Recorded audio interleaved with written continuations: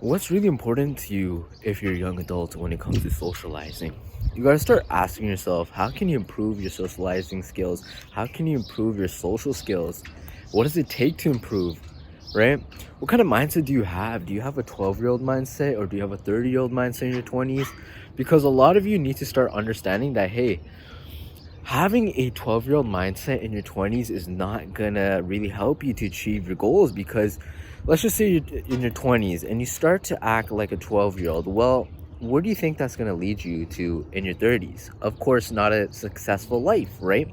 But if you start dialing down at an early age in your 20s, like your early 20s, you start to really hone your social skills. You start to really hone in your fitness. You start to hone in other areas of your life. You start to realize, like, hey, having a 30-year-old mindset in your 20s is very important because it really leads to success. It will drastically improve your lifestyle. And I really want to share the compounding effect because the compounding effect is very real. See, if you're anxious young adult, you got to understand that, hey, it's time to really put yourself out there. It's time to really experiment. It's time to really get yourself to understand that socializing isn't very difficult if you put yourself out there, if you practice on a daily basis, because having simple interactions is very important for a human being. We are wired for comfort, which of course makes us want to stay at home, play video games, watch inappropriate content, because it's so much easier to do those things. But if you're willing to just go outside once a week, like on a venture, your life will drastically change to improve your social skills.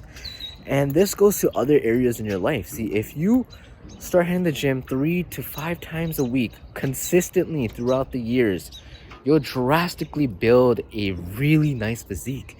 And you gotta think of building your social skills as a little game, because once you start improving, at the start you're gonna be at level 0 or level 1, I would say, right? You're gonna be totally trash. You're not gonna be able to understand a lot of the social cues. You're not gonna be able to perfect your body language, and you might stumble on your words or whatever the case is. So that's level 1.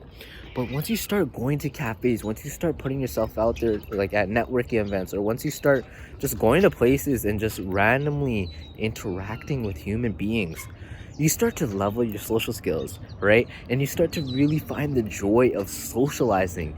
I'm an introvert.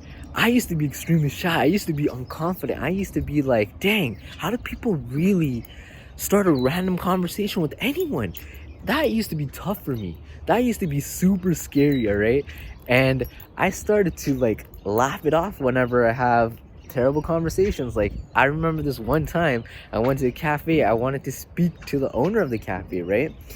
Because I really wanted to know his story. Maybe the way how I portrayed myself or asked the question really led him to not really enjoying or telling me about how he started his cafe, because that was a question I asked him, but he said he was extremely busy. Then he proceeded to go on his phone, but I just laughed it off in my head. Even though I bought a cup of coffee, I should have left the place. I just really said, hey, it is what it is. That was experience. That was cool. I got to put myself out there. Even if it was not successful, I'm super grateful that I was able to just chat up with the owner of the cafe, right? So, like I'm saying, I'm gonna relate this back to the compounding effect, all right? So the more I socialize, because right now I'm improving my social skills drastically. I want to improve my social skills game because I want more opportunities. I also want to give people opportunities in the future. I want to be able to build up businesses, and I want to be able to be someone who could influence, persuade, and help other people in general, just like you, right? Because you're watching this video, you don't know exactly why social skills are important. You don't know exactly why the compounding effect is real. But let's just say you start at 18 years old and then you are like 30 years old after 12 years, all right? You gotta understand, if you practice going on an adventure once a week at 18 till 30, you have so many stories to tell people. Your social skills are going to be crazy good because you devoted going once a week on an adventure, speaking to random strangers, and doing fun tasks, doing fun activities, exploring the world, right? And this leads you to new opportunities. This leads you to new connections. This leads you to a new lifestyle that you would have never imagined. All right? So, like, if anyone is struggling out there as a socially anxious young adult, I was once in your position, all right? And short story is, I was scared to even talk to cashiers. I was so scared to go outside at a point because I didn't want people to judge me. I didn't want people to see me at all. I was extremely anxious to just go outside out of my house at one point. And if I could do it, anyone could do it. So just remember, the compound effect is real. Practice your social skills, go on adventures, right? And you are your own storyteller of your story. Remember that, all right? You're the main character of your story. You gotta understand that, hey, people are gonna judge you regardless, all right?